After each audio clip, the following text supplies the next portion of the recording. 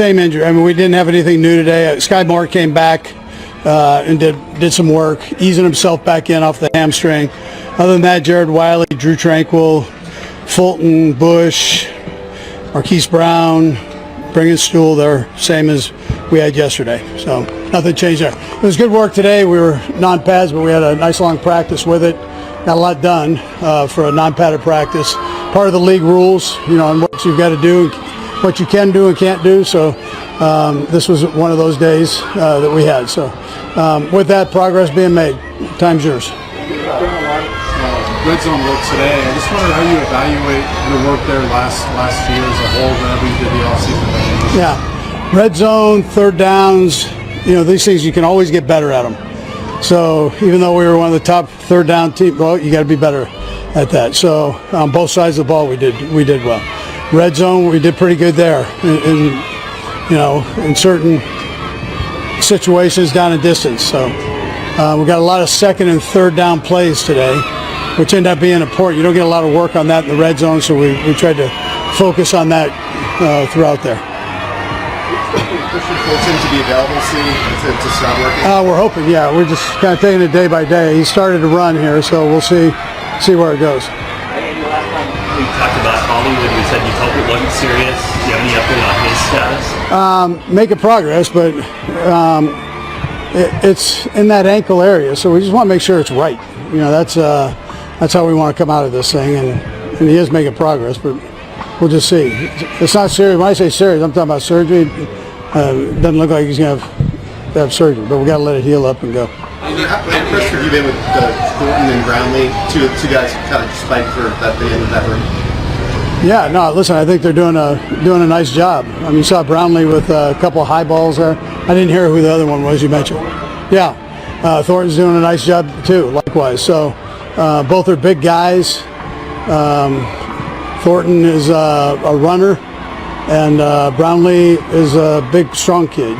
So a little different styles, but both of them are good players. When it comes to guys coming back from a major injury the year before, I know you always appreciate how grueling it is to come back, but for someone like Jared Wiley right now, is this just a natural part of just another hurdle to get back to get in football shape?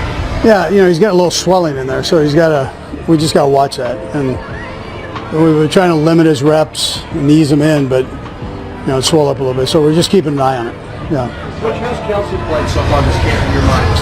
Yeah, he's done a good job. He's been in a good rotation with Noah, and so he's done good. Yeah.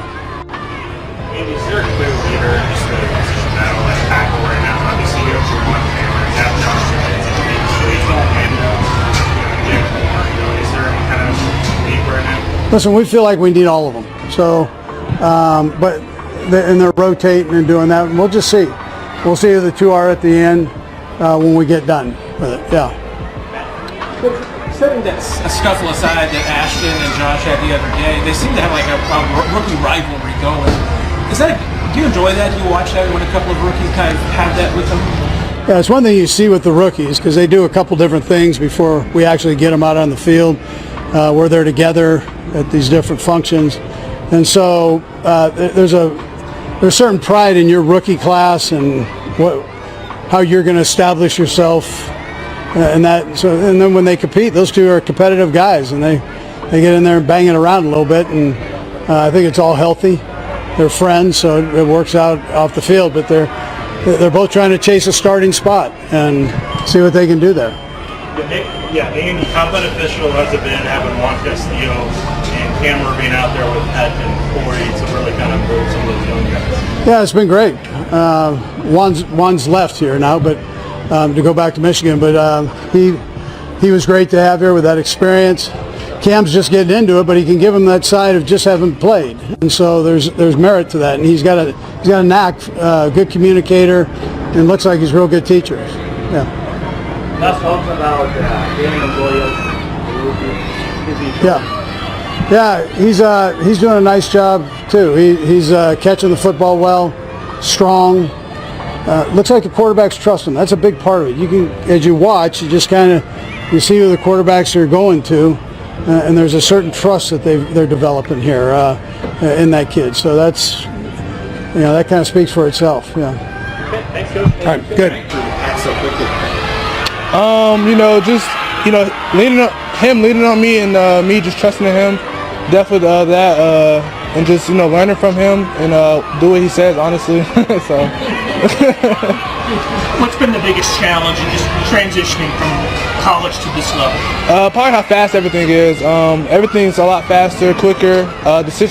Defense is a lot different than college, and just getting up to speed with that is probably the biggest transition. Have you been pleased with your progress in that?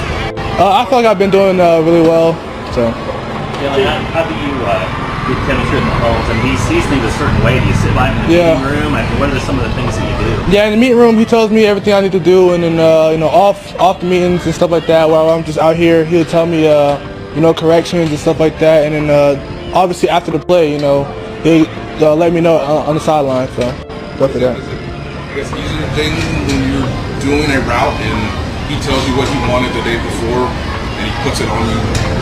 Yeah, so quickly, so well. Yeah, yeah. I mean, it's complicated, I would say, but like there's times where it's like, I'm still a rookie at the end of the day, so I'm trying to learn everything, and he's, wanting me to be, up to speed. So it's just balancing that. So, yeah. I guess is it a learning adjustment just because he can say one thing and do it so quickly for you as an example? Yeah, I would say because there's a couple routes like I want to say this couple of days ago I ran a little out route type of thing, and he wanted it a certain way, and then a couple of days after that, that same instance popped up, and then I ran it like that, so stuff like that, yeah. How important is it to have a lot of guys who are experiencing Hollywood, even Xavier Worthy in your ear and just mentoring you, just helping you get up to speed and just saying, hey, this is what you need to do to keep this level. Yeah, it's great having those type of guys. I feel like they provide a great mental aspect to me, and they're always pushing me to keep going, even when long drive drills is tough. And then I would just say they keep pushing me for long drive drills, and then even in the meetings, they're correcting me when I do my mistakes and stuff like that. So. Your rookie class kind of lean on each other, kind of built a little relationship, just the fact that you're all rookies going through it together. Yeah, we're all in the same dorm room. We're all right there, so we're all going through this process together, learning the playbook, learning how Coach Reed likes his offense, and then which Coach Embry, how he runs his receiver room. So we're all just learning and just trying to stick together. So. Any rookie duties that you figured out this island? Probably snacks right now. So. You got fun with your last name here in town. Yeah. Right? You've heard a lot about that. Have you become a Royals fan in the process? I'm from Atlanta, so I'm still a Braves fan at the end of the day, but I'm still embracing on that, roles. I went to one game a couple days ago, or not a couple weeks ago, but just trying to embrace my last name for this fan base has been pretty cool. It's once in a lifetime, that everybody sees Royals in the back and plays for the Chiefs, so it's great. Everyone in your ear to pick 85 as your number. A lot of people was. I think Rob Tonya has it, so unfortunately I can't get it. But yeah. Have you heard the Let's Go Royals chant? Yeah, every time I walk in, and that's all I hear. So it's been amazing. During a recent press conference at the Kansas City Chiefs summer training camp, head coach Andy Reid paused to acknowledge the romance that's captured global headlines. Travis Kelce and international pop icon Taylor Swift, while the spotlight was expected to stay on offensive strategies, defensive shifts, and preseason NFL preparation. One reporter boldly shifted gears. Coach Reid, what's your take on Travis Kelce and Taylor Swift's growing bond and their increasing public presence? Andy Reid, respected for his composed leadership, dry wit, and unwavering support for his players, offered a knowing smile. Here's what I'll say, he began, his tone both steady and sincere. Travis is truly thriving right now. He's laser-focused, emotionally grounded, and honestly, the happiest I've ever seen him. I believe Taylor brings a unique sense of harmony into his world, and that's made